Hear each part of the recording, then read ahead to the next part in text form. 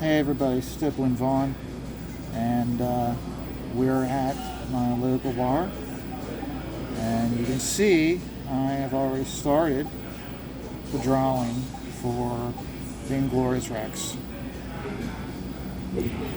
fan contest. So, we're going to start down here for right now. Shane's Inglorious Rex hit 130,000 last night, making the fan art contest official. I myself had already started it in anticipation of it hitting 130,000. I just knew it would. So last time they had the fan contest, I felt like I was under the gun, so I didn't produce my best work. It wasn't like the stippling was bad. It was the image that I created. So I'm definitely making up for it with this one. So now, yesterday when I was working at the bar, it was a different type of setting. I had brought along. I have a cheap light box pad, and so I had that set up. So I was like constantly turning off the overhead light, drawing with the pad, then transferring it onto the sheet of paper. Did that numerous times, so I really had a lot of stuff spread out. And it was funny, there was these guys, hadn't recognized them before, so they weren't regulars. And the one guy who was sitting at the bar, he goes, hey, you make a really great stromboli. I'm like, okay. And before they left, he starts talking. Here, he thinks I'm the owner of the bar. And I'm like, no, I'm not the owner of the bar. I'm just working here. He was very surprised. He thought for certain I was the owner of the bar, and he wanted to congratulate me. And I was like, well, this place is really known for their strombolis. The bar was really busy. Lots of times when I leave here, it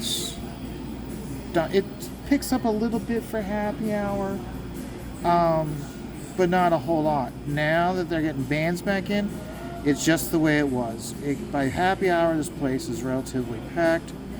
Almost all the seats are taken, and the booths are starting to fill up. Normally, since the pandemic, these booths have been empty.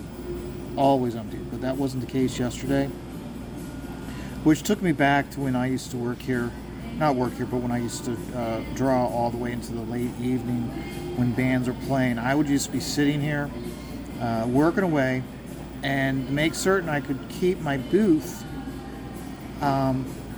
Evening regulars a lot of times came in for bands. I would make certain that they were coming in so that when the bartender was like, hey, you gotta we need the booth, I'd be like, well, I've got such and such and such and such coming in, and they'd let me keep working at the booth because there were other people coming in who'd be drinking, which the girls loved it. The girls loved it because they didn't have to watch their purse. They could just hand me their purse. I'd take it, I'd put it over in the corner here, and they could just, if they needed some smokes or money, all they had to do is ask for their purse. I'd hand it to them.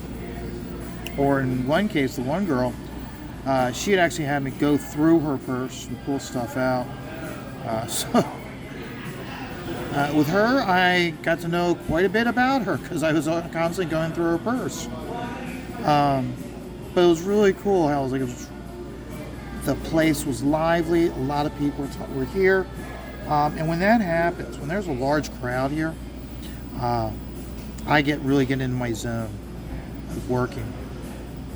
So it was great. I'm hoping Saturdays stay like that. I got out of here at like 6:45 so I could get home and shower before the evening shows would start off, starting with a chat. And last evening's episode of the chat started discussing all this shadow banning going on with Indiegogo. And we discovered that I was going under the ideology or the assumption that because it's located in San Francisco, and San Francisco is a very woke city, that individuals within the company were intentionally shadow banning Comsgate campaigns. Other points were brought up which I feel very valid and actually debunk my theory. The first is that when you Google Indiegogo, they only have 156 employees, which really isn't a lot of employees, and I wonder how many of them are actually coders, because it was in Comic Talk Live with Jeremy Crackhead. Here he had known of, it's not just comic book creators and their campaigns which are getting shadow banned. When you go into Indiegogo, yes, there are comic books, but there's also games, films, and technology. They make a lot more money off of the technology campaigns than under comic books. And there are some tech campaigns which are having the same issue, which that validates the theory that someone is just cutting and pasting the same code for each campaign, and some of them are getting end up getting shadow banned. What is bothersome to all of us is how many of these campaigns are being shadow banned, but more importantly, if they're utilizing the same code, that shows that they're not paying attention, and more importantly, the worst is they are not responding back quickly. For an organization such as that with any type of campaign, okay, you're on a time frame, you're in a time constraint, and how do you get this resolved when there's no one responding back in a timely fashion? There's no customer service line for these campaigners to reach out to. The one contact that they had acquired, that Comicgate creators, in talking within themselves, they had gotten, was a gentleman named Len, I believe. He is no longer with the company, and they had his phone number. Well, so they are now stuck at the ground at not having a live person to reach, or one specific person to reach out to. So that's bothersome. And like I said, all this evidence that was brought up by these other people, it completely debunks my theory. The reason why I had that theory is because A, it's located in San Francisco. San Francisco is extremely woke. And as we know from what's going on with Twitter, sorry, I gotta pull this up for you guys. For what's going on with Twitter, the employees were making demands to ownership, that they are more important than the owners. So I was going into that theory, and it's been completely debunked. The evidence being provided to me on both those shows, not just with the evidence provided, but first-hand acknowledged via Phil Diaz, supports what they're saying over my theory. So I'm glad that it's leaning towards that being the case. I feel that it's important for us to make certain we are sharing these campaigns. And basically, it's said we got to do the job of Indiegogo for Indiegogo, but we're used to it. a lot of these creators take a lot of heat and fight a lot of battles for us as fans. That's what Danger Vanessa said, and I think she's right. These creators do a lot of the fighting for us on their channels, and so we as fans and supporters of crowdfunding content, we need to be reaching out to Indiegogo to almost like mass alerts for them so that they can start taking action. So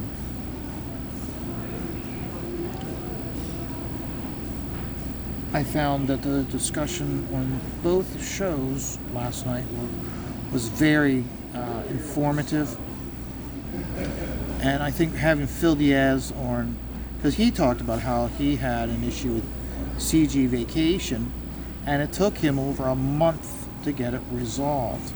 Now think about it.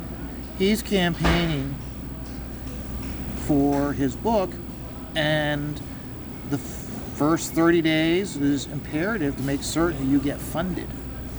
And not just get funded, but you get the eyeballs on it. Because one thing we have to always remember, and this is always good, think about it this way. A few months ago I talked about how there were some creators who felt unfair that some creators are getting more attention than other creators, that being basically the former professionals getting all of the eyeballs over the smaller creators.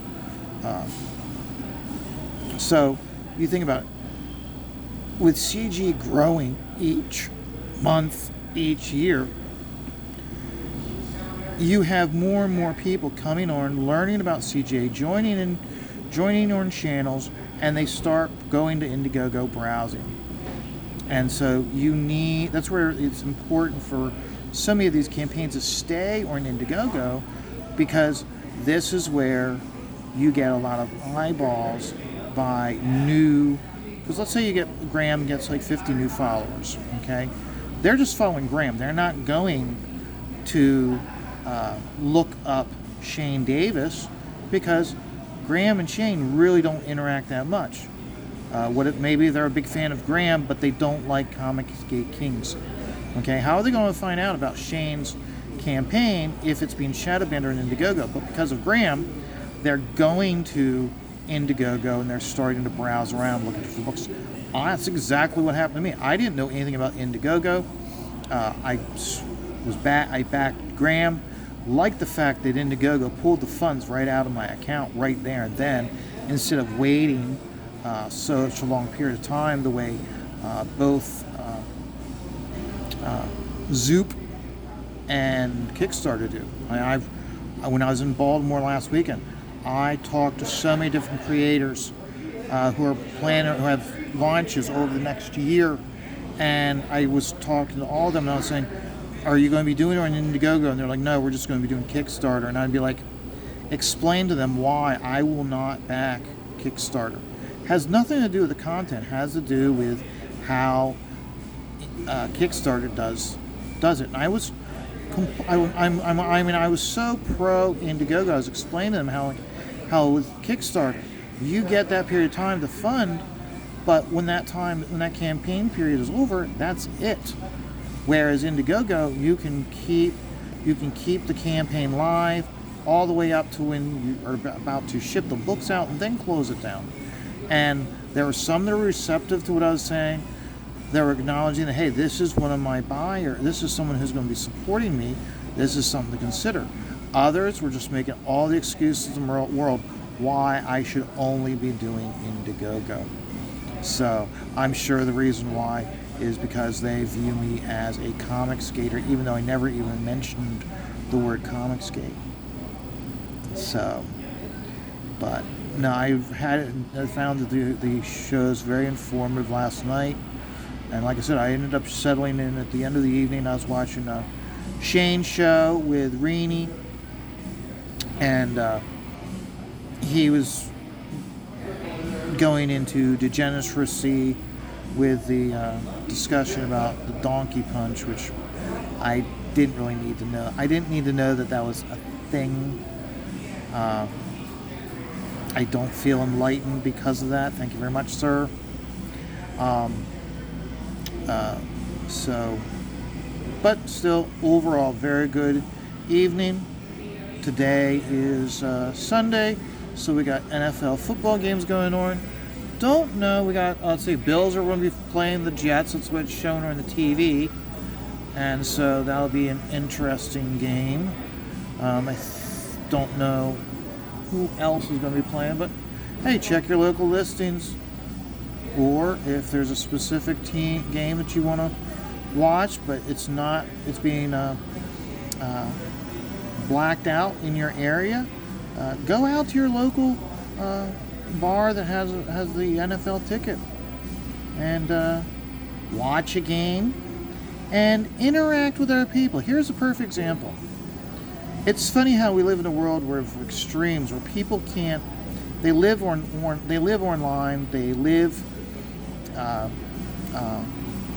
on Twitter, but yet you can go to a bar and you can have a Bills fan, a Chiefs fan, a Steelers fan, and an Eagles fan all sitting together talking shit about each other's teams, but a single person is now the other person's an istaphobe or a Yahtzee because they root for that specific team. It's just, that's part of, and I look at it, we as a society right now, we need to learn from the NFL's fans. NFL's fans are, hey, I'm going to shit talk about your team. I'm a diehard fan, but you know what? I'm not going to judge you on that. We may shit talk you, yeah, you're a piece of shit because you're. We all say it out of fun. We don't mean it. It's one of those where it's like, if a Bills fan is shit talking a Steelers fan, but guess what? That Bills fan goes out into the parking lot and discovers that his battery died. If he went into the bar and went up to that Steelers fan and said, hey, can you help me out? Can you help jump my car? That Steelers fan would be like, yeah, no problem, bud, come on. I mean, he's probably giving some more shit talk because he's like making fun of him, like, yeah, only a Bills fan would do something stupid like this. But it's just shit talk. And that's what I think we as a society need to learn from the NFL and the NFL's fans. And that's the reason why NFL is the number one sport in the United States. So, hey, I'm going to keep working on this. I've taken up enough of your time today. Hope you enjoy it. I hope you tune in on a weekly basis as I work on this piece.